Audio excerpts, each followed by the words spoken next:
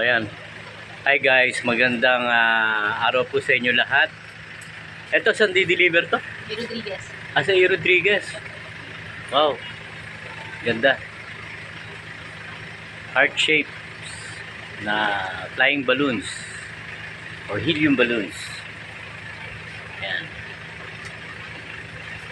Pero mas madali siya, mas kilala siya sa sa pangalan na flying balloon. Yung helium medyo maraming hindi pa nakakalam kung ano daw yung helium. Ito, sige, flying balloon na.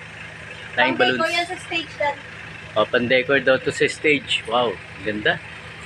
Guys, pag gusto nyo umorder, PM nyo lang ako. O kaya, meron ako sa description doon na yung number ko nandun.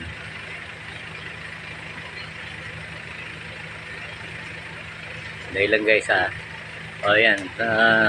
Ang content kasi ito Sandi, another 5 seconds na lang. Okay.